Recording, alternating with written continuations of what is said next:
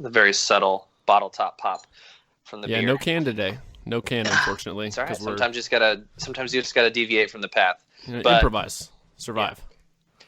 I'm back, and it's cold in Kentucky. It's colder here now than it was in New York that I just got back from, which was awesome, an amazing trip. Shout out to my high school band that was in the Macy's Thanksgiving Day Parade, which was awesome. But yeah, it's cold in Kentucky, and I'm envious of our guest that we have on, who we'll introduce here in a second, because it's not cold where he's at.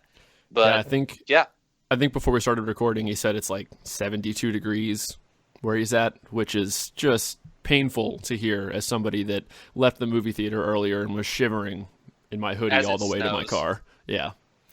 No fun.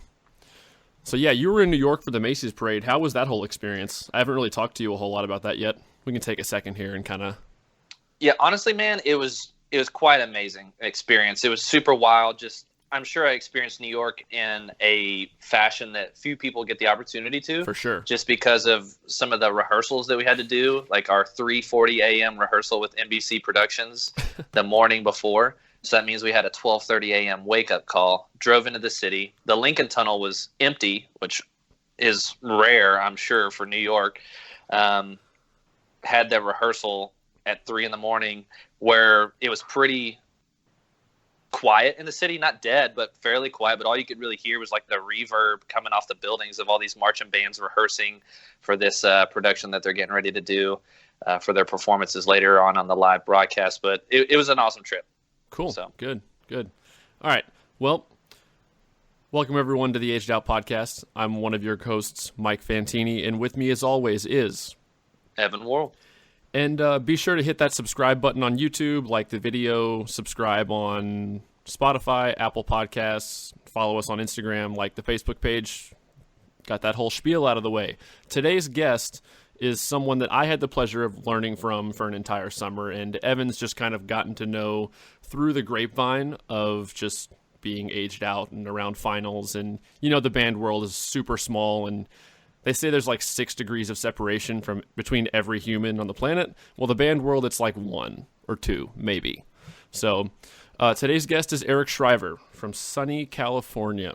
So Eric, if you want to go ahead, introduce yourself, and we'll just jump into your background in drumming, how you got into marching band, ended up playing snare drum, blah, blah, blah.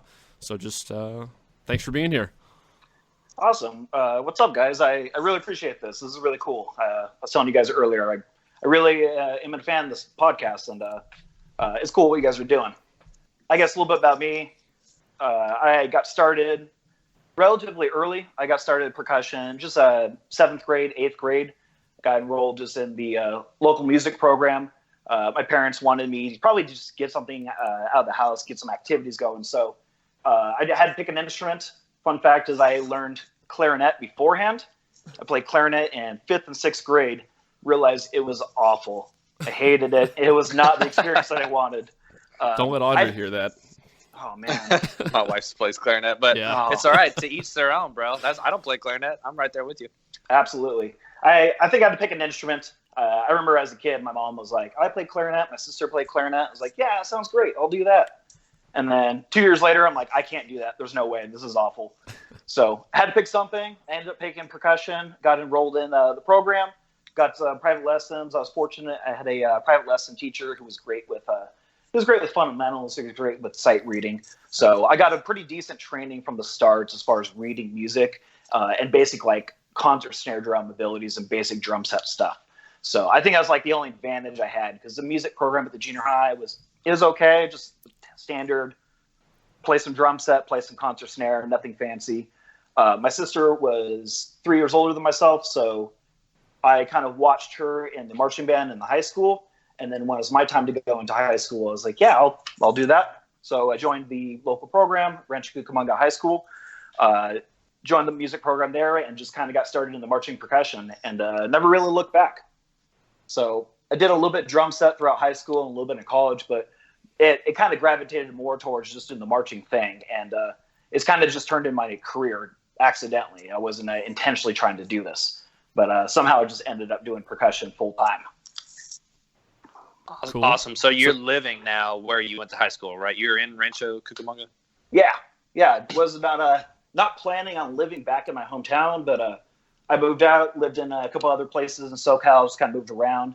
And when my wife and I got together, she happened to live in Rancho, so we lived there. And then we were looking for houses. It turned out to be just great neighborhood. So I ended up buying a house that's probably 3 blocks from my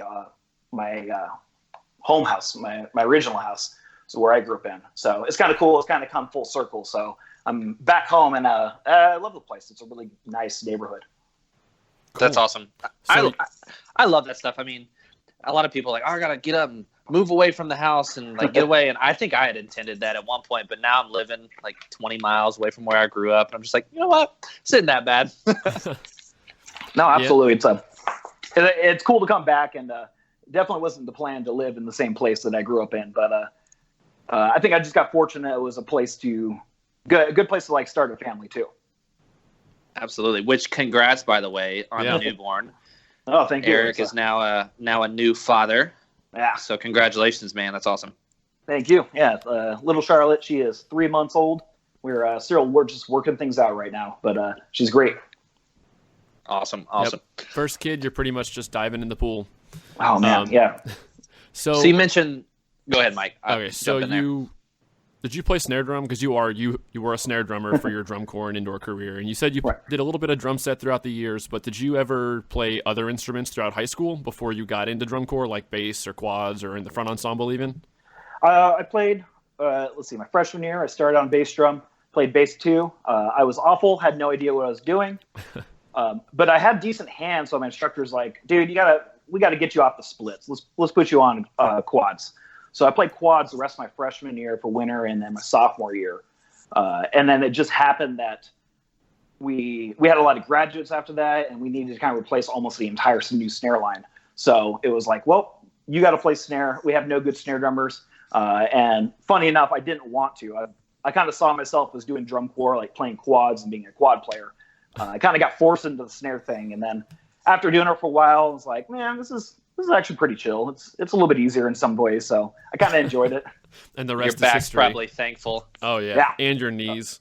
Oh god, absolutely. And we had like quints, but they were like the small pearl quints. Oh okay. So my high school had those too. Like the shallow drums. Yes. Yeah. So awesome. Even then, it was like snare drum's a little bit better. Like looking back, it was a good fix. It was a good switch. I would say so. Absolutely. Based on your career, I think it was a good choice. It worked out okay. Yeah. So sorry, go ahead. I was going to say, yeah, in high school, I did like, concert ensemble, did like concert band, all the other stuff. We didn't have like a huge prominent concert program.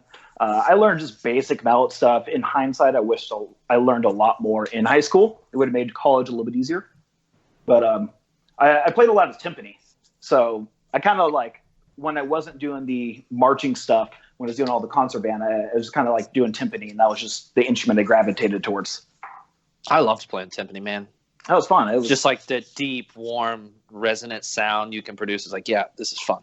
Absolutely, and you just get to sit there. I was so lazy. It was awesome. I love that. Life of a concert percussionist. Oh man. Yep. So transitioning, segueing. High school band, where did you get your introduction like into either like I guess the next level, which would be I don't know, college, indoor, outdoor, DCI, WGI, that sort of thing? I got lucky my 8th grade year going into my freshman year. My sister was gonna be a senior. She was a leader in the band program, and all the leaders were like, hey, we're going to this drum corps show. All the leaders need to go. So my sister was like, all right, looks like you're going with me. So I got to kind of drug along to a drum corps show, which happened to be, I'm going to date myself a little bit, but it was 1998. So I got to see 98 Vanguard, 98 Blue Devils, Pacific Crest, just a lot of just killer groups. And I had no idea what I was watching. I had no idea what was going on. But I was like, I think I want to do this. This looks really, really cool. Was that the On the Waterfront show, the 98 Vanguard? I believe so. I would have to. Not sure on that. I didn't really know what was going on at the time, so. I loved those late 90s Vanguard, 98, 99. Just eat it up. Yep, absolutely. No, it was killer. So I got the bug. I didn't really know what was going on. I was just like, all right, there's obviously more than high school. This was before, we didn't have YouTube. We didn't have all those other resources. So you just kind of wait around to the next year and you're like, all right, well, next year we're going to the drum corps show again. We're going to go check out, the next groups the next time around. So it just kind of became a thing. Fortunately, I grew up in an area that had, even early on, still had some decent groups. So I was looking up to some of the other local high school programs back when Mission Viejo was a killer high school program at the top. So it's kind of something to emulate. RCC, Black Knights, kind of in their early stages of groups, were still above and beyond what we're doing at the high school level. So it was kind of something to look forward to that I kind of saw myself wanting to do. I didn't really know how to do it or anything, but it was something to work towards. For sure. And so saw the drum corps show, went out, decided this is what I want to do. How did you decide on where to audition? Like, did you research groups, or were you like, oh, this seems like it's in my wheelhouse, like I'll go for this? Mostly just research groups. I was just kind of like a nerd, kind of doing a lot of research online. So looking up the websites for groups, looking up anything I could find. Not really videos, because we didn't really have access to much videos, but I knew that there was at least some local drum corps. There was Pacific Crest, there was Impulse. I think there was a few other ones back then, but I had a friend or two that had marched Pacific Crest. One did the color guard, one did the horn line prior. So I kind of knew that was like my stepping stone into the drum corps gig. So that was kind of like what I had my eye on throughout high school. So I went there, I went audition for whatever year that was, for my junior year in high school. Got called back, was basically in like the last 9 or 10 dudes. And then even I was like, I don't think I'm ready for this thing. Like, this seems like a lot. But I knew, like, all right, next year around, I'm going to do this thing. So practiced my butt off, got ready to go. And my senior year, I kind of jumped into join Pacific Crest, and then just marched from then on out. Was that the summer of 04 or 03? Ooh, that was the summer of 02. 02. Oh, yes. So, I think that's kind of how I was at my first drum corps audition, though. I felt like I had a shot to make it at Glassman, rip. But like the closer I got to maybe actually making it, I kind of psyched myself out. I was like, I don't think I'm ready for this mentally. Like, this is a lot. But yeah, which is something to be said. I had a similar experience. My first drum corps audition was Glassman for the 09 summer. And it was my first, like, I'm no longer just I was a big fish in a small pond in Louisville in my high school area, and I'd never seen all these other older people that were way better than me. And somehow I almost made that line, and I was pretty disappointed at the time. But after I marched the following summer at the Blue Stars, I looked back and was like, the same thing Evan thought. I was just ignorant of it. I would not have been ready for drum corps that previous summer, like, at all. Like, there's no way I would not have survived that first summer. I don't think I would have. I'm not sure I would have made it through the 09 Glassman summer. I just don't think I was there yet, physically or mentally. And that's something, like, nowadays kids are marching so young. I have a student who just finished his junior year and tried out at Legends or something, and he didn't make it. And it's like, well, look, you have a lot of time left. And I keep telling his mom, like, look, he's still really young. Like, in the grand scheme of things, this activity, it might be a good thing he's not going to do it yet. Let him mature a little bit, get a little physically stronger. And I think that's something every young person auditioning needs to be aware of. Like, it's not the end of the world. And sometimes it can be a blessing in disguise, not making it super young. Oh, yeah, absolutely. It's doing all the drum corps auditions I've had to do in the last 10 plus years now. Like, you get some of these kids auditioning, every once in a while they have the hands to do it.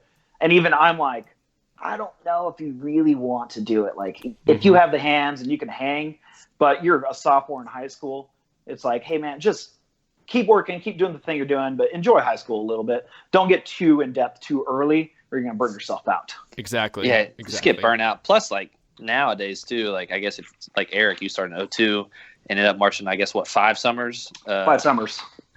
Thinking about monetarily paying for 5 summers now, I'm just like, holy cow. There's no way. I can't imagine. It's a lot of money. It is a lot of money. So you did Pacific Crest in 02, and did you go from there to Bluecoats, or was there another stop in between? Well, I did for drum corps. I did Pacific Crest for 02.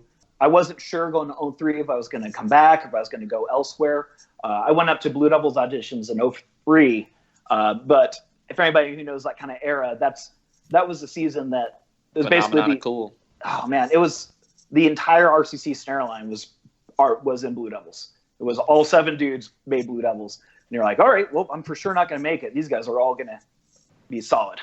It's like INE Central, man. Like every one of those dudes just had hands for days. Absolutely. It was a killer show, killer line. So I went up auditioned for them, and I went audition for Vanguard as well that summer. And funny enough, I did the process. I've told the story to some friends before, but I hated it, which is funny now because it's one of the drum lines that influences me so much, like looking back in hindsight. But as a stubborn, cocky, like 18-year-old auditioning for drum corps and who had never like drummed under that style or approach, it was just everything against what I'd ever learned and everything against what I was. I was like, no, this is terrible. I'm not doing it. Got called back and was like, no, I don't want to do that. And then I watched them later on during the summer. I was like, damn it, that was actually really cool. They were so good. They were so clean. It still frustrates me. It was so good. That's funny. And if you come back in 04, yeah, the Scheherazade show. Yeah. So it's funny how things work out. Yeah, at that point, I was not probably mature enough to do that. I didn't want to really adjust my style, and I was just trying to figure things out still. So I had hit up the Pacific Crest caption head, Dave Hinkle, and I was like, hey, man, I think I want to do this again. I think I got another season in me here, and I think I can do this right and just be better and have a better experience. So did it round 2, just kind of did it again. That was just when Pacific Crest was transitioning from a local regional group, and that was our first year traveling out to World Championships. We flew to Orlando. We rehearsed that week and then did quarters and semis that year. So that was like the first step into like quote unquote real drum corps. Nice. And was there any indoor in between that stuff? You did the Black Knights gig, right? Yep. Yeah, I went. We did indoor heavily in high school. Fun fact is I have the lowest medal I think you can get. I got a Scholastic A bronze medal my senior year in high school. But I did that, kind of fell in love with the WG activity. And then that's when Black Knights was run by Mike Jackson in 02. And I was like, I think I want to do this thing. So did Black Knights in 03, did in 04. And then we'll kind of talk about that later, but kind of transitioned into Pulse as it was starting as well. Yeah, you were an inaugural charter member of, like, I guess Pulse, you would say. But so did that march to 2 summers at Pacific Crest? Did you go back for the 3rd? No, after the 2nd summer, I knew I wanted to do something else. I wasn't sure what I wanted to do. At that point in the region, like in SoCal region, it's very diluted to like just all the guys teaching, all the guys marching were in Vanguard or Blue Devils, and that was it. And I knew I wanted to try something new and try something that most people around here weren't exposed to at the time. And frankly, I knew like if I wanted to do the educational side, I wanted to get a different experience and have a different experience than the people around me. So I sent an audition video out for Phantom Regiment for their 04 line, and then I sent an audition video to Mike McIntosh over at Blue Coats, and that was his first summer teaching Blue Coats. I happened to just see online a staff announcement, like, oh, Mike McIntosh is the new percussion, I think, director and arranger. And then some other staff members, Tim Maynard and a few other people, I happened to know their name just through research. And I was like, these seem like really good guys. Like, I think I want to learn from them. So just randomly sent an audition video to both of those groups. Heard back, and Mike McIntosh invited me out to the first camp. And I was like, all right, I guess I'm going to fly out and do this Blue Coats thing. I was like, I don't really know Blue Coats. I've actually never seen them ever in my life. But it looks like a cool experience, so let's see what happens. So I did the audition camp and fell in love with it. Definitely fell in love with the staff and the level of education and information I got from them. And I was like, oh my God, I didn't know you could work on 8 on a hand that detailed. I didn't know you could work on a tap sound that detailed. So it was mind blowing for me from an educational standpoint. That's awesome. It's also funny to think about you just being like, I've never heard of Blue Coats, never seen them. Something that no statement is made of today. Absolutely. It was very weird because I had to tell I had to tell my staff about Black Knights, like, hey, I'm going to miss this next weekend for audition camp. And they're like, where are you going? I was like, I'm going to Blue Coats. And they're like, what? Blue Coats? Why are you going there? And I was like, I don't know. Oh, we'll see what happens. It sounds different. I just want to try something different. Worked out pretty well. Yeah. So that started the connection there with Mike McIntosh, Tim Maynard, who I've never actually met, but everybody who's marched under him just speaks so incredibly highly of the education and the teaching that he does. Yeah, I don't think I've ever heard a negative thing said about that guy or his teaching at any point. He's great. He's high standard, like high vibe, high energy. Just he's all about it. Lots of information. I think everybody who learned from him had a difficult time at times because he's so high maintenance as far as like keeping everybody on their toes all the time. But I mean, he expects the best out of you, and that was something that we learned a lot from him. He's very meticulous and detail oriented, isn't he? Like he doesn't let anything slide. Yeah, absolutely. And for somebody like myself who's very analytical, very like meticulous as well, I was like, this is the guy. I was like, I want to learn from him. I love it. I've learned from some people that also learned from Tim Maynard, and all of them said, because I'm also very analytical, I'm a math person. I mean, I'm sure you're aware. They said, dude, you would have loved marching for Tim Maynard. So, unfortunately, he's out of the game. But his influence is still amongst a ton of us. So for sure. It's cool seeing, like, just hearing a bunch of people who learned from him as well. So shout out to Tim if he ever hears about this. Yeah, we'll tag him in it. Yeah. So then you did your first summer at Blue Coats. So your Div 1 or World Class or whatever it's called. I think it was still Div 1 there at that time. Got to marching finals. Finished like 6th place, somewhere in there, something like that. Top half. 6th place. Then started off. I guess that would have been followed up the first ever winter of Pulse Percussion in 2005 as a charter member, which I recently just brought up with Richard on the last podcast. You guys wore the headphones. I was like, MCM did not start this trend, or the earmuffs. But that's more like a trivia detail. I don't think very many people really know or care that we did it first. Yeah, I care. And then he said, too, that I guess you all were like drilling holes in them or something like that. Yeah, it was one of those things where like the staff was like, yeah, it was a great idea. And they brought it to us and they put it on us and we're like, no, this is not it. And they're like, well, we kind of like put all eggs into this basket, so we got to do it. And we're like, okay, well, I can't really hear myself drum or anybody else, so we got to figure out some solutions fast. It's a pretty big detriment to this activity. Yeah, it was kind of a problem. It was kind of a problem for times. But it was nice at those loud indoor rehearsals. You're like, I'm just going to toss these headphones on because my ears hurt a lot.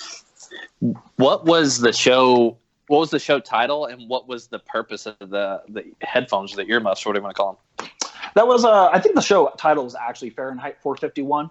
It was just about being plugged in, like getting plugged in basically to the, I think the mainframe or like being plugged into the government control.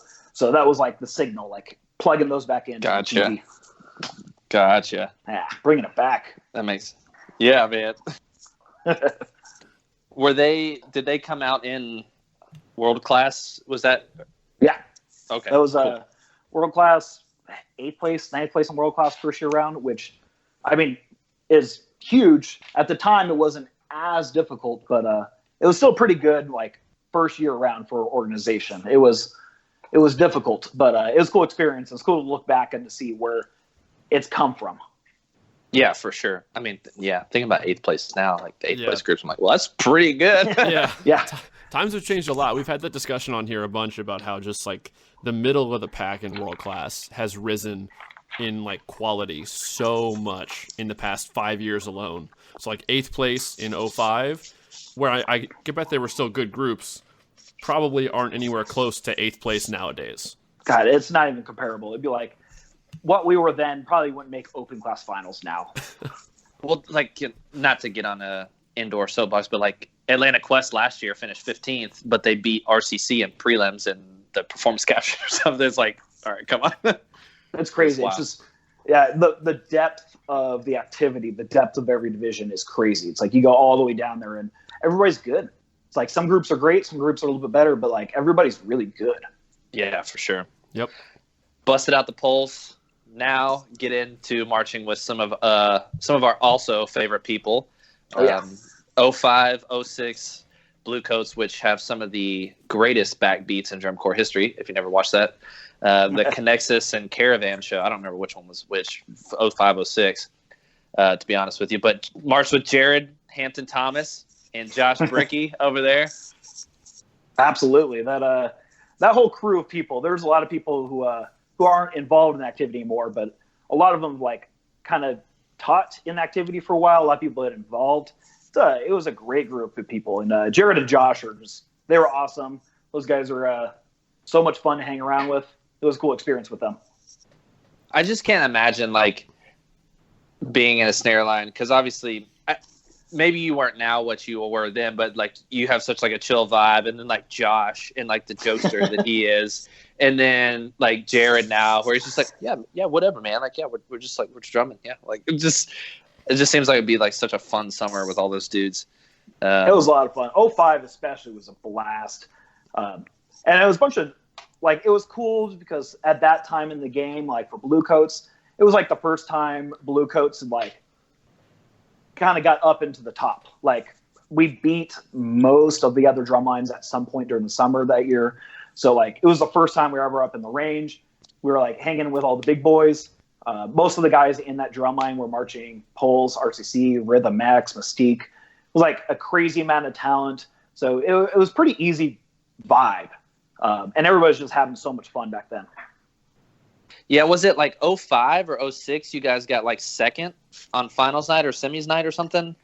06, I'm almost positive this is right. I think because we had the up top and the bottom judge, we had Perk 1, Perk 2. We tied with Devs for second on prelims and semis. And then on finals night, we let a couple things go, and then we moved to third place on finals night.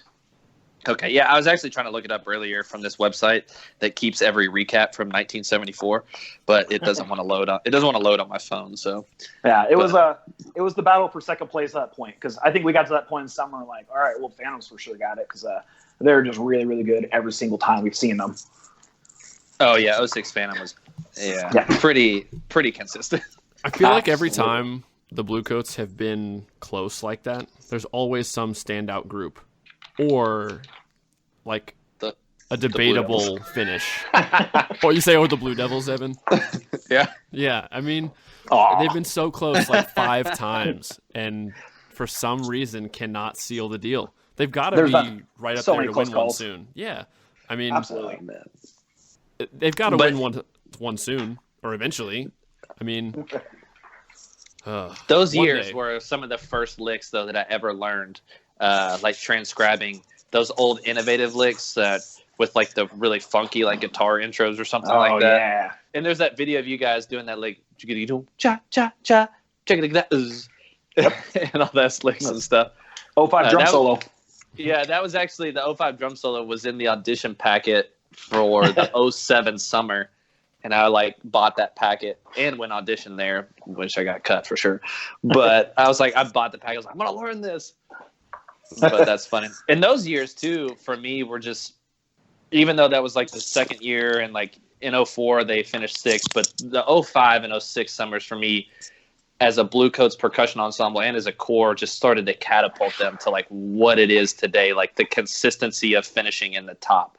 Because those drum lines, like you said, and those percussion ensembles just in general, like were so good that they just started to make, I think, like put Blue Coats on the map and paved the way for 07, 08, 9, 10, 12, like that sort of stuff. But yeah, it was a cool experience being on that ride of like, hey, this is going to turn into something really, really cool. And I was hoping like, all right, by my age out year, I think we can do this thing. We got close, but it was just exciting to be a part of that organization during those times. For sure. The white pants. Love it. Oh God, the white pants. That's the one thing. After my age out year, they're like, oh, new uniforms. And I saw the new uniforms, like, damn it, those are awesome. Yeah, was that for the criminal show or something? And that was also the year where they announced, they're like, oh, next year's finals is at Pasadena. I'm like, damn it. That was like 30 minutes from my house. I aged out 1 year off. That's awesome. So March Bluecoats. Then you end up, I guess, teaching at Bluecoats. Right after you age out 06, was Bluecoats your first teaching gig as well? Well, it was my first drum corps teaching gig, absolutely. Yeah. So after I aged out, I was like, I think I want to keep doing this thing. So I bugged Mike McIntosh. I bugged him after aging out. I was like, hey, man, if you need somebody, I'm the guy. Like, if at any point Tim Mater bails or anybody else bails, like, if you need somebody even to come in a little bit, I would love to do it. So I bugged him 07 and bugged him 08, and it just never worked out. They had the staff kind of dialed in. They had a great thing going. But I was like, I know I want to teach the drum corps thing. I was just kind of waiting for the right opportunity. And then things just kind of fell into place 09, which, funny enough, is like Mac had bailed. He was going to take the summer off. It was going to be a whole new staff. But then Mike Jackson came in, and then I was chatting with him, and I was like, so you need a snare tech? And then, funny enough, he's like, yeah, let's do this thing. So I got my wish. I got to teach at Bluecoats with a completely different staff, and it was crazy. Completely different staff, but still a similar like family tree of pedagogy from the old staff, Mac and Tim Maynard and that stuff, like just in like a different way. So that's absolutely cool. So Jackson's there. Tom Rarick, I guess, gets the full gig. He had been writing the front. Now he's writing everything. Summer of 09, that's like Metropolis show or something like that. Or was that 2010? No, 10 I can't keep them all straight. Metropolis was 10. 09 was the Cloud show. Yeah. Ooh, they took off the Cloud show. Was it Cloud shapes? Absolutely. I think it was called Imagine, if I remember. Yeah, right. I think it was. The Cloud show. I mean, they had clouds on their uniforms when they took their jackets off. I mean, they did take their jackets off. They started it back in 09. There it is. Always the trendsetter. For better or for worse. So teaching 09, 10, 11, 12. We competed against you guys a couple of those summers. One of the summers we won. One of the summers you guys won. Well, over us, I guess I'll say. Nobody won. Nobody won. The Blue Devils won. Yeah, they sure did. Just those Blue Devils. Flip a coin. Heads, they win drums that year. Tails, Vanguard does. Yeah, kind of. Well, not in those years. Yeah. There's Phantom, yeah. Yeah. I actually tried out at Phantom. It's kind of funny you brought up the Vanguard thing where you went there. I actually went to try out to Phantom in 09 before I went to try out for Crown in 09, which I eventually marched. But I went to Phantom and I just absolutely hated it. Like I hated the way they drummed. It was not me. It was not my style at all. I was like, I can't do this. I can't adjust the way that you're wanting me to. So I was like, I'm out. But then like I was watching them in 2010, even though like I'm a tour competing against them, I was like, they're really good. Like, I see it now. That makes sense. Yeah. Well, just to speak about, you brought up 2010 Phantom. I was on tour that summer for the first time, and just to speak back to like your first summer, it can be kind of a whirlwind. I had absolutely no idea Phantom was that good the entire tour. I was in survival mode so much the whole time, just trying not to die, that like I didn't know who was good. I didn't know what other groups were doing. All I cared about was like, am I doing my job?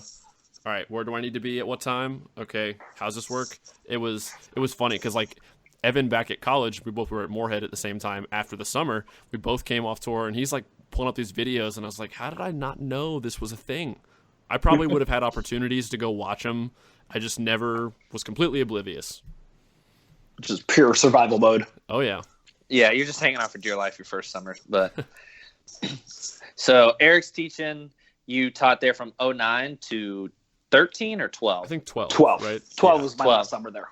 So you were there with Mike on his last summer. Mike brought this up early on, how Eric and I have just kind of met each other through the grapevine. I actually met Eric the first time I met him was, I think, auditioning there for the 2011 summer, which I ended up not doing. But even though our brief interaction was like me auditioning at this one camp, like we've always just kind of like said hey and caught up whenever we're at like DCI or WGI. So, which is always cool, even though he never taught me or really spent all that much time together, other than like that audition weekend. We just still like chit chat back and forth here and there, which is cool. Absolutely. I still remember that too. I was like, hey, I think we got this guy. I think he's going to do it. And then he didn't. Yeah, he wanted to. Yeah. I wanted to do it. Mike Jackson would put the pressure on me that was like the easiest audition of my life, even though I was super unprepared. But I just I had marched so much at that point, and I was like, yeah, I can play. And he was like, well, we want you in here. Here's a contract. I was like, well, I don't know if I can march this summer yet. Like, just sign the contract. Just do it now. Yeah, just do it now. Just sign it. Lock him in. Fine. It's fine. It'll work out. It probably would have worked out. But whatever. Anyway, hindsight's 2020. It's cool. It's funny how he was aggressive like that with you, because I kind of remember it was kind of a similar situation with Bluecoats in 12 for me at the audition camp. The first one, I don't think I played well or had a good showing at all. I don't know if Eric, you remember at all. I think you were at that camp, and I had a terrible individual with Mike. Like, he made me super nervous, and you and him both were you offered me a contract on Sunday, I guess, just because the same reason. Like, I'd marched a bunch. I'd marched with Joe and Tom and was marching with them that winter, and like Tim and Ryan Lamb and all them knew me and stuff. So it kind of worked out. They were just like, all right, look, we're not going to mess around. I think the phrase you all always, like you both said, were like, we weren't going to do it this weekend at first, but people think that there's like some secret society of snare drummers out in California. We know what's pretty much going to that was like the metaphor or whatever you used, not a metaphor, but what you all said. And it made me laugh. And I was like, yeah, people do really think there's like some secret group of awesome snare drummers out there. We just got hiding. The snare factory. Yeah. We got to get another one. Bring them from the factory. They got the quad factory is what they got. Yeah, that's true. We did for a while there, especially. Yes. Yeah. Without a doubt. But by we, I mean RCC and those guys definitely did. Yeah. Yeah, for sure. They had the quad factory, the Jeremy Summers, just boom, boom, boom, boom, boom, down the road. Absolutely. Mm-hmm. So you taught Bluecoats, some phenomenal years. Obviously, stick out in my mind 2010, 2012. But all 4 of those years just very, very strong. Mike always alluded to some of the things that you guys did that you playing on the concrete and this and that. Were those things that you picked up from other people, or just things that you found that worked well as far as the articulation of playing on concrete versus a snare drum head, that sort of thing? I remember doing that a lot, especially with that line that year and a couple of years at Blue Stars. They did that. It was honestly just kind of experimenting live. Just I distinctly remember drumming and it was the sound is not right. Everybody just sounds pinched. We're not getting the resonance that we want. And the snare zone where the Bluecoats would always have their snare sectionals at, there's these concrete steps. And there's just one of those everybody just sit down, just grab sticks. Let's work this out right now. And it was just one of those on the fly. Let's just see what happens and let's try to find a better way to get the sound of what we wanted. And then we did that for a while. I remember doing that and experimenting with all right, squeeze the sticks, relax the sticks. Let's do these different exercises and breakdowns. And then we're all right, everybody just get up, get on the drum right now. Don't think about anything. Just do the same thing you just did. And it was daylight. You just hear it. As soon as everybody started drumming, you're like, yep, that's the sound. That's what we need. We need more of that in 2.5 months from now in August. We need to start doing that now.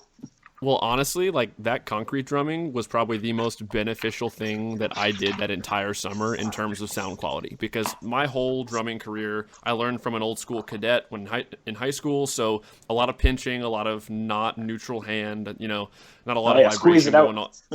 Exactly. And so, and I've kind of bigger hands, so I've always had a very heavy, dark sound.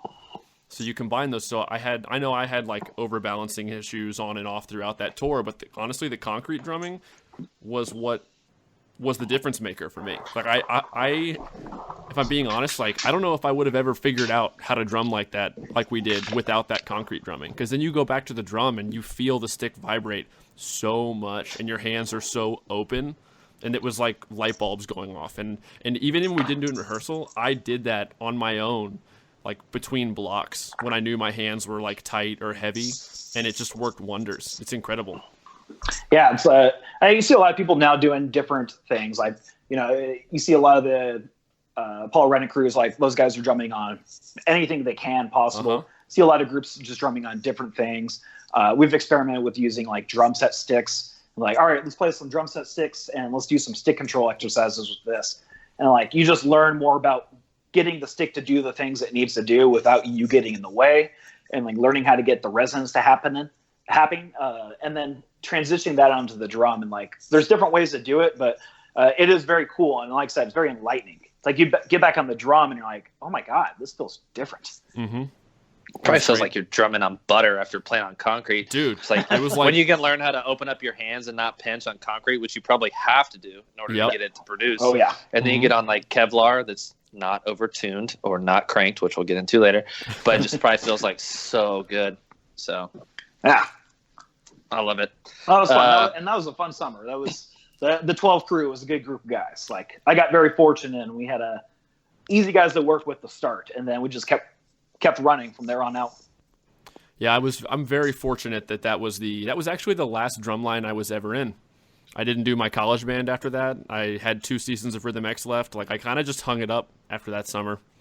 No, it could be a worse way to go out. Exactly. There could be a worse way to go out. Ended on worse notes than that summer. So then we'll segue here. You get to kind of get away from Blue Coats and do somewhat of your own thing. You left Blue Coats and went to Blue Stars. Tell us a little bit about that, like the motivations behind it, the thought process, maybe what you were looking for, changes, different, that sort of thing. Well, it's cool. And I loved the Blue Coats organization, the staff. It was a killer staff, some of those guys. Every time I see them, they're still some of my best friends. I just knew that after doing it for 4 years at Blue Coats, it's like I think I want to try to do things my own way, and not even necessarily better. I just want to try something different. I wanted to have a little bit more freedom to like just kind of do my thing. So I knew after the 12 summer, I was pretty sure I was going to like head out and just see if there's other options out there. And it just happened that after the summer, a few weeks later, John Mapes had hit me up and was like, hey man, this thing's happening that might happen. And we're really, really interested to see if you want to be on board. So they kind of hit me up about the Blue Stars thing. I know Mapes and Ian Grom were heavily thinking about doing it, but those guys are super busy. Obviously they have a great thing going. And even back then they did, but they're like, I can't do the summer. I can't be out there. They're like, we don't want to do it unless we have somebody that we trust who can like basically do the thing. So I kind of chat with them about it, and I was like, I think this is the opportunity I was looking for. Let's give it a go. So we just kind of made it a brand new start in the new organization, and we're like, we're going to do what we've kind of like worked together and learned how to do together at Pulse. We're going to just do that there, and then just kind of do it with our own little spin for the Blue Stars organization. Because you had already been teaching with them at Pulse in the winters 2009 through like 11, 12, something like that, right? Yep. Yeah, I started teaching at Pulse right after I aged out in 2008. And then they got a little bit on board, just kind of wrote the music. And basically, it's a longer story than we probably have, but basically saved our asses. We needed somebody to write a show fast in January. And they're like, we can do it. So they got on board. And then 2009 was the first year of Pulse. We're like, okay, we're going to do this. We're going to do this the way we want to do it. Which is a phenomenal show, that Breath show or Breathe show. I don't know the pronunciation there, but I love that show. Yep. That was cool. And that was, I mean, pun intended as well, but it was breath of fresh air for the world-class division, I think, as well. And I think that's what kind of made their mark into the top of the world-class at that point. Yeah, finished, 4th that year, and then just catapulted from there. Yep. Obviously, consistently perennial finisher every year since. Painted tarp, by the way, which is awesome. Like hand-painted. Hand-painted. Mostly pretty good. If you go back and watch the video, there's one section that did not turn out very well. So don't paint your tarps anymore. Get digital print if you can.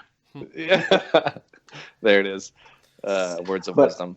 But yeah, we're doing that. We're kind of doing our thing at Pulse, and I was bringing some of what I was doing at Pulse to Blue Coats, and some of what I was doing at Blue Coats to Pulse, and it was a cool marriage between the two. But when the Blue Stars things opened up, it's like, you know what? I can I can literally just do my thing at Blue Stars and do a great job with it or fail at it. Who knows? But it'll be at least my opportunity to be able to do that and do that with like still a great design, having John and Ian on board and having their guidance, but having their trust as well for me to just kind of like hire the staff, design the technique program, and just kind of run the program. So it was my first time to like really run my own gig for the drum corps level. It was really cool. Nice. And then eventually Ian and John put in their kind of their time there and with it in that sort of season of life and decide they're going to step away. And I guess it was an easy transition, I would say, for the Blue Stars. I would think it was easy to just be like, hey, well, we want you to do this. You got the writing gig and stepped in. Yep. From what seems like a pretty seamless transition. No, absolutely. And it worked out great for them. I'm like, they obviously are going to take a risk, like having somebody who hasn't written at that level before, at the drum corps level. But at least if you're going to take a risk, might as well take a risk with somebody they already know and trust on the other side of things. It's like, I already have the staff involved. I was fortunate. Some of those, almost the entire percussion staff was returning the next year, even with the design turnover. So they're a bunch of like some of my best friends, some great educators. I'm like, well, if I'm going to do this thing and I can write it, like I know these guys are going to be involved, and I know it's going to go great, and they're going to kind of mold it into what it needs to be. So it was a great transition for me to learn how to do it at that level, but not do it blindly. Yeah, for sure. Adam was there, right? Norris? Yep. Oh yeah, absolutely. The boss. Yeah. Adam gets a little shout out as well. And he's a great educator. Did you guys get an interview with him yet? Yeah, we did pretty early on, actually. That's right. That's right. Yeah. But, so he's awesome, and it was very comforting because when you do the drum corps thing, unless you're a road warrior and you're doing 100% of the summer, the hardest thing is when you're in charge leaving, because you're at home, you're trying to be like a normal person, have a life, also teach 3 or 4 high schools at home. You're trying to do all that stuff as well while trying to juggle the drum corps thing. And you want to know that whoever you leave in charge is going to be able to handle the gig and do it well. And Adam was that guy. It's like, hey, if I'm going to be out, Adam's got to be in. And we just tag team that thing. And it was awesome having him on board. Nice. Love Adam. Yeah. He actually just moved back to Kentucky, so he's not too far away from us. Nice.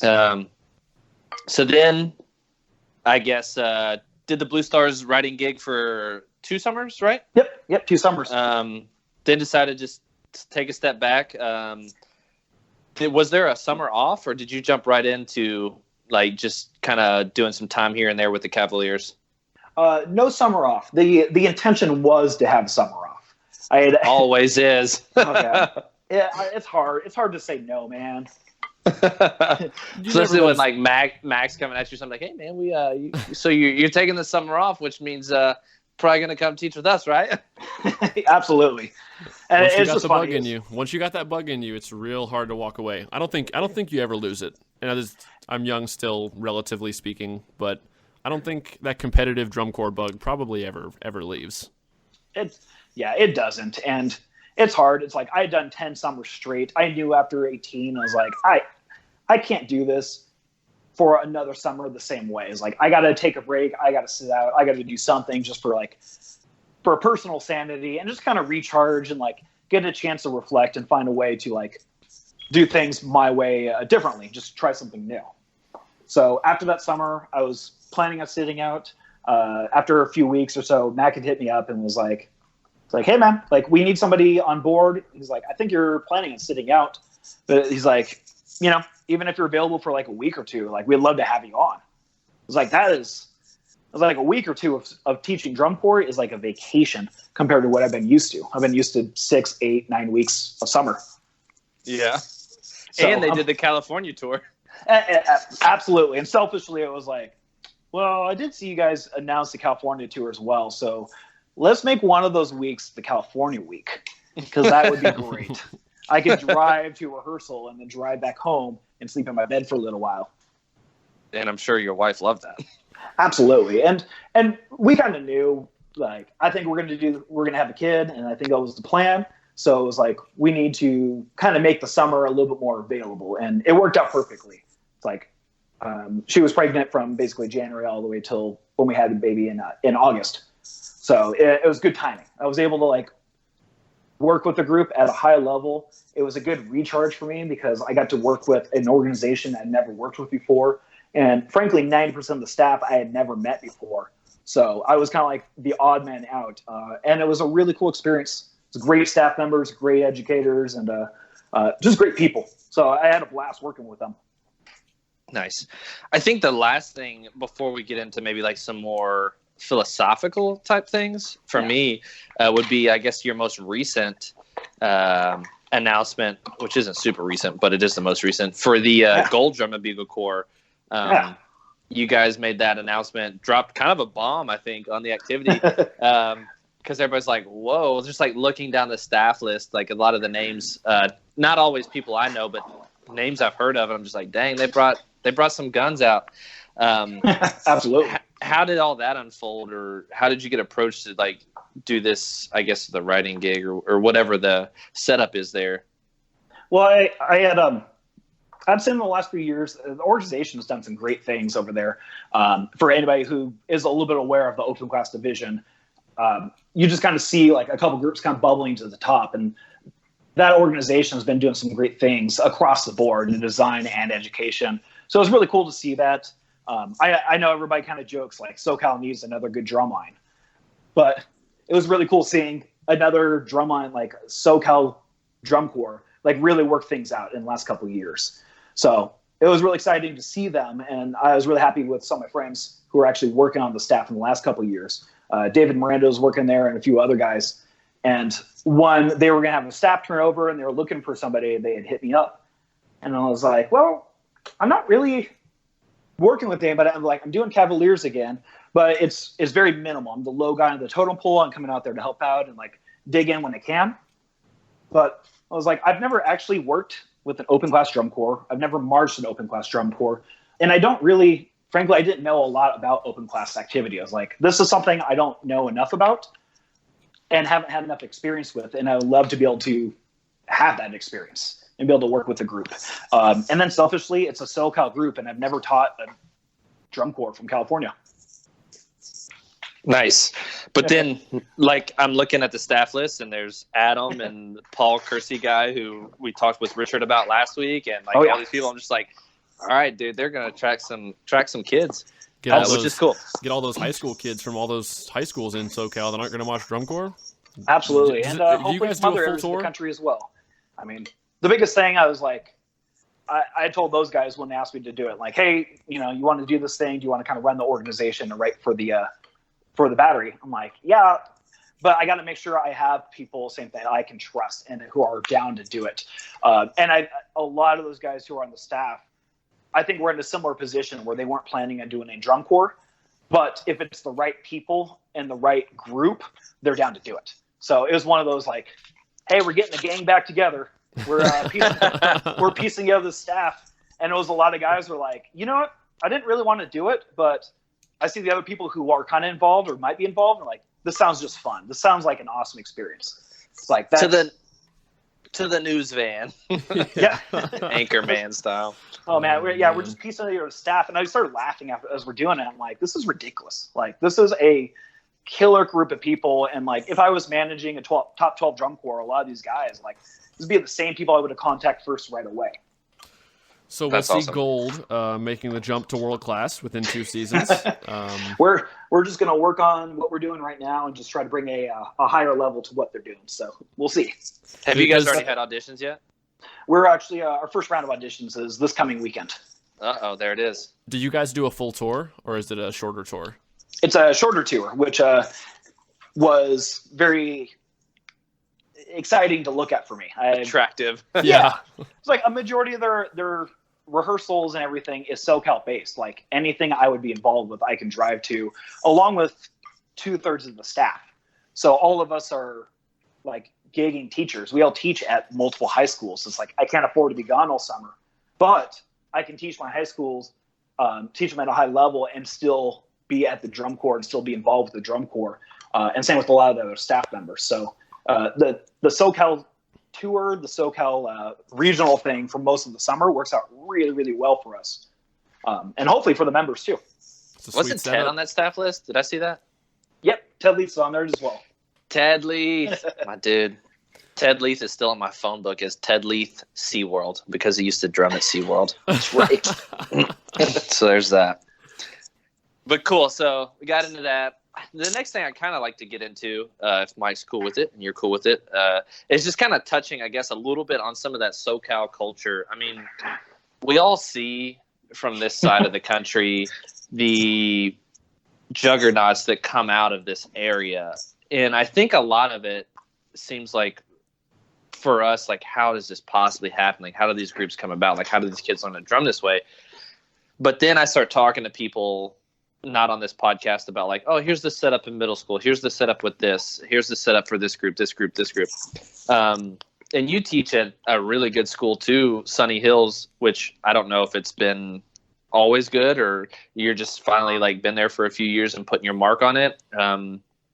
But what's kind of like, I guess, the setup for the music scene in those areas, thinking about like your school, the Chino Hills, Arcadia's, they all as like those kids do band, like concert band through middle school. And then in high school, do they get an earlier exposure to rudimental drumming than high school? Kind of take us through that a little bit, I guess. It's kind of all over. I mean, it's part of it's just a numbers game. There's so many schools in Southern California, just because of people, that we're bound to have some really, really good groups. But a lot of it also is just the setup and the educators involved. The organizations, it's deceiving. I think from the outside looking in, I always talk to people who are like, what are you guys doing out there? We're like, we're just teaching and working really hard because there's no secret sauce. God, there is none. There is no secret sauce. And if there is, we're still looking for it. I would say a lot of the programs, I can't speak for all of them. A lot of the programs, there's not really a lot. Like for most of the programs I worked at, there's either no elementary school music program or there's like a minimal one. A lot of the music programs I've worked with, their elementary school program, if they did have elementary school music, a lot of them didn't have percussion as an option. So I get a lot of kids who are like, yeah, I played clarinet for these couple years and saxophone, and then my 8th grade year I wanted to play percussion and then switched. So we get a lot of that going on at, I would say, a majority of the high schools. There's no like marching percussion education in the middle school. There's frankly minimal percussion education in the middle schools.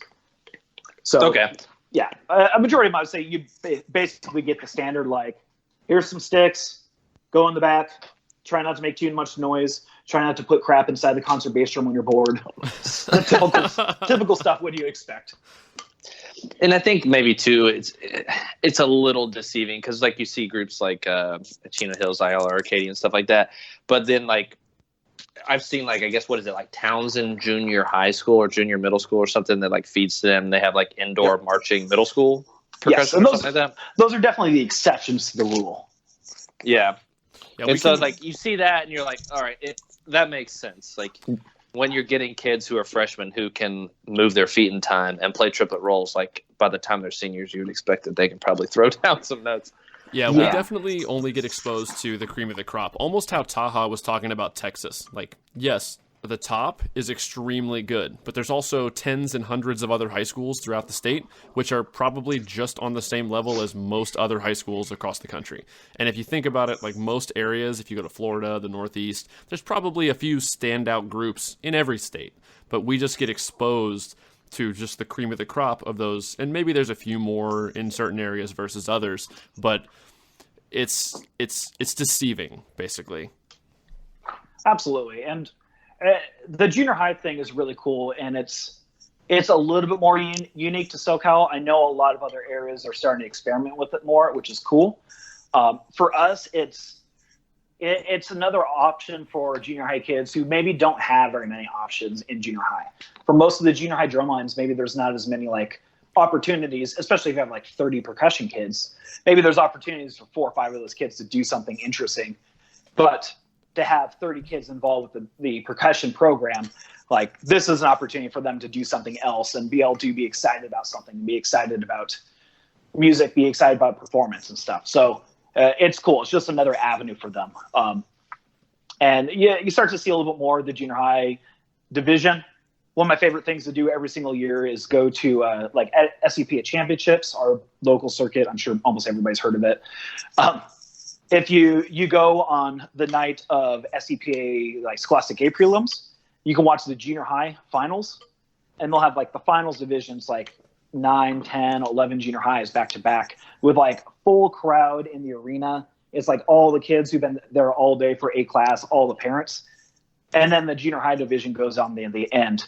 And it's like the biggest crowd these kids have ever seen because they're used to going on at 1 in the afternoon, having 0 people in the audience, a couple parents and a couple judges. So you get to see like this division and the depth of it. And it's killer. It's really, really cool to see that at that level and at that age group. That's awesome. And those kids are probably just eating it up. I love it. They love it. It's such a cool experience. It's probably my favorite thing to watch every year, performance-wise. That's how I feel in general, almost about the activity. Just like watching young kids like come into their own and blossom and like get that like light bulb and epiphany moment where you're just like, this is impacting my life in like a positive way. Yep. It's just really cool. So you're at Sunny Hills. How long have you been there now? I want to say this is my 5th or 6th. I think it's my 6th winter season there. And I feel like somebody recently told me that program was not as, I guess, didn't have the numbers that it does now. Like we guys are talking like 7 snares, 5 quads, like 5 basses, and like everything else. A little big, maybe a little too big. No. It's awesome. 7 is heaven, man. That's what they say. Maybe not in high school. Yeah, maybe. I don't know if we ever said that about high school. I don't think I was saying that in the middle of June. In the middle of June. Although Joe's group from Texas, who's rocking that 8-man stand, then they're pretty good. Oh, yeah. They're really Vandergrift. Absolutely. They're insane. That was nuts. Insane. But no, that program, yeah, I think I started there, 6 years ago, and we didn't make finals in Scholastic A and SCPA. So we were at like bottom barrel. We're just trying to make finals for the first time ever, my first year out. And I think we had 2 snares, 2 quads, 4 bass drums, maybe 10 in the pit. I don't think we even had 10 in the pit. So just a tiny, lean and mean group. And then we're just trying to build something. And then kind of all the pieces fell together. We have an awesome staff involved. Like the director is great. She's a percussionist as well. And then the local music program started feeding us some more kids. And we're in the growing pains right now. We got a lot of kids, and we don't really know what to do with them all. But it's a good problem to have. For sure. So you're talking about, was that like an influx in the feeder program in the middle school that feeds to the high school, or? Yeah, we get. It's weird. It's a little bit more common out here, maybe some other areas, where we don't have one single feeder, and we definitely don't have direct feeders.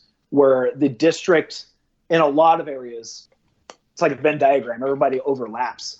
So we get 20% of the kids from one junior high and 30% from one junior high. And then we get like a random kid from another junior high. So we have like kids coming from 6, 7 different junior high programs in the local area that just kind of show up. And like, we don't know, like, I don't know all the directors. I don't know what these kids have learned. So if we get one kid from each program, that's great. But, we start getting a little bit more. And then one of the programs started a middle school drumline a little while back, and we've gotten some kids from there. And that's, I think, the biggest catalyst that's kind of pushed our growth the most, is having those type of kids coming involved.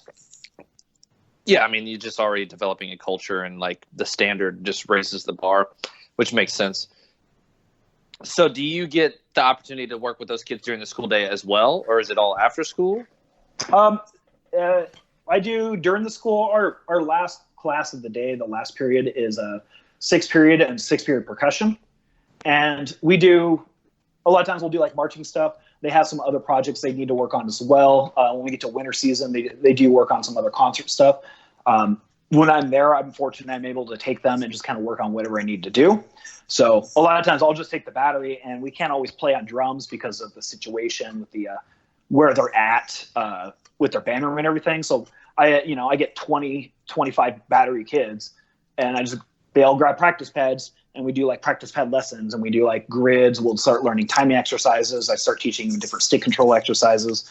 And then a lot of times we just start working on music and working on the show stuff. Nice. So I think this is a pretty big, like, I don't know, percussive hot topic nationwide. There's like the epic struggle or argument over, oh, I'm giving my kids like the all around percussion education versus like, well, this kid really likes to play timpani, so I'm going to like focus him on timpani because that's what he likes. Or this kid really likes marimba or quads. Where do you kind of fall in that teaching philosophy? It's hard, man. It obviously, I think it always starts at the top. It starts with the director, starts with the program, and starts with the culture of the school. A majority of my kids, like almost every kid I have, like goes on to college. They go on to be doctors. They go on to be lawyers. They go on to be engineers, computer engineering, things like that. We don't get kids who are interested in doing music after high school. And frankly, most of the parents don't want them doing music, even in high school, let alone after high school. So who am I to tell them this is what you need to learn for college audition when the kids are like, I know 100% for sure I'm never going to do this after high school. So my job is to teach them as much as I can about life and how to be a good person, how to be a good human being, how to be a great member of society through percussion. And if that's being great at snare drum and a couple other small things, then that's what it is. But it's more about just getting them a great life experience and not necessarily forcing them to learn something that they're not going to utilize after high school. It's like we want them to appreciate everything, and I want them to appreciate other sources of music and other aspects of music. But we have a finite amount of time. We have a finite amount of resources. And at a certain point, especially with the structure of our programs, we don't have the capacity to teach these kids at a high level 5-6 different instruments. It's like I have enough time to get them really, really good at 1 or 2 instruments and just teach them how to be awesome at something. And I think, frankly, like if you're going to go on and not do music, I think that's just as valuable of an experience as anything else would be. 100% agree. I'm a believer that once you know how to get good at anything or one thing, you have the ability to get good at whatever you want at that point because you understand the learning process. You understand how to get from point A to point B, and you can learn and get good at whatever you want at that point if you're successful at the first thing. Absolutely. I totally agree. And, you know, I would love for every kid to leave high school and be a kick-ass drums player and awesome at timpani and mallets and everything else. But like I said, we have a very finite amount of time and resources, and there's just no way we'll be able to teach them how to do all those things really well. So I think teaching them how to half-ass a whole bunch of things is probably not as good as trying to whole-ass something. For sure. And Agreed. I think that's, like you said, like I knew 100% that I was not going to go on to be a music ed major. So why would I waste my time? And of course, in my high school percussion ensemble class, like I played mallets, I played timpani. Like they gave me the exposure and the knowledge that I needed, that if I wanted to do that, I understood what I needed to do to practice and be able to do those things. But I just knew that I didn't want to. And Taha, Mike mentioned him earlier. He had said something that even to this day resonates with me from a podcast that we did. He's like, in how also like short-sighted is it for us to think that a well-rounded percussion education is just learning concert snare, timpani, and mallets. He's like, you're not learning Latin percussion. You're not learning African percussion. You're not learning this. He's like, there's so many things that you're not learning, but people consider it a well-rounded education. He's like, that's not even true, first of all. Yeah. I was like, yes. Sure.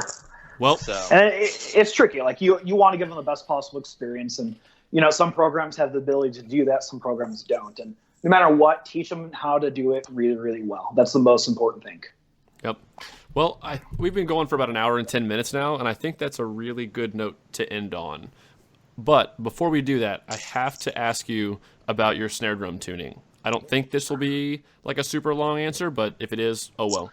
You told me a long time ago all you do is just take the bottom heads, your MX5s, and the gray hybrid tops from Evans. Do you still use those mainly? I do not. have obviously a ton of experience with them. I'm a Remo guy, so I Okay. use the either Black Max or now Suede Max and then the Flam 2 bottoms. But well, I'll speak for either one. Is your philosophy much different than what you told me? It might have just been giving me a quick, simple answer over Facebook Messenger years ago, but you said you do the bottoms to a C sharp, and then you just basically make the tops comfortable. Is that still kind of your general? That's mostly, I mean, that's obviously very diluted down, but like that's mostly right. If I'm feeling really good about things and got a good tuning going, it depends on the drums. A lot of times I like to go up to a D. Yeah. Get the D's where it's at. Get the D5 on the phone tuner. Just crank everything up to D5. The problem is the heads don't usually last. They do not. If you're on a budget, especially during the winter when it's cold out. So I'm told. I just especially in the Midwest when it's cold. Yep, C sharp for you guys for sure. Yeah. I had to let the cat out of the bag for all of our avid listeners because your snare lines are some of my favorite sounding snare lines I've ever heard. And part of it is the way you teach kids to play, and part of it is the tuning scheme, obviously. So I just wanted to... It's a lot. It's the combination, this tuning scheme, it's the touch, the approach to the instrument, the type of beats that are written for it kind of exposes the tuning in a good or a bad way. There's a lot of factors and variables, but I think if you were to dumb it down, I think that's essentially it. And then as minimal crap on the bottom head as possible. Yeah, you just got to touch up the guts, make sure the tension there. I think the biggest mistake some people make is they don't take the time to just go through the guts and make sure that they're like the same. Like just touch them up a little bit. You don't have to like tune them to a certain pitch, but just make sure they're not like the outside 4 are super loose and the inside 8 are super tight. Like, I mean, come on. Of course, when you got the pearls, you got 16 on there, which is a lot of guts. That's a lot of work. There's just so much work. That's a lot of guts. Yeah. What is Yamaha has 10 and 10, Dynasty have 12 or something like that? I think so. I think it's right. 12, but 12. I don't even know, and I look at them every day of my life. Yeah, but don't put a towel on your bottom head, please. Don't put a towel. Yeah, paper towel. I'm not a fan. All right. Well, so yeah, if either of you all don't have anything else, this has been a blast. I feel like we could talk probably for a whole other hour, but absolutely. Bring me on another time. I'll take another 6 months to coordinate with you guys. That's all good, dude. It's hard to navigate through the time change, man. Yeah. We're adults. We all have careers and jobs and things commitments we have to keep. So, but either way, we'll definitely have you on again. Are you working with any independent world indoor groups this season? I am not. Okay. Then we're going to have you on and we're going to talk trash about everybody. Ooh, well, I can't talk trash. Wonderful. About all right. Let me rephrase talk trash. We'll analyze what's going on in the activity this season coming up. I'll be down to analyze. You'll be our expert guest analyst. You'll be the Stephen A. Smith of the podcast. But you have to yell a lot more. Oh my gosh. And use extremely hard to decipher dictionary words. Correct. Like Stephen A. Smith does. Correct. All right. So let's wrap this up. Thanks, everyone, as always, of sticking around and listening. Eric, thanks again for coming on and hanging out. Again, hit subscribe for the YouTube channel, like the video, drop a comment if you have any questions or suggestions. Follow us on Instagram, like Facebook, subscribe on Apple Podcasts or Spotify, whichever you prefer. And we will just see everybody in a few weeks with the next guest, more than likely. Peace. Thanks, guys.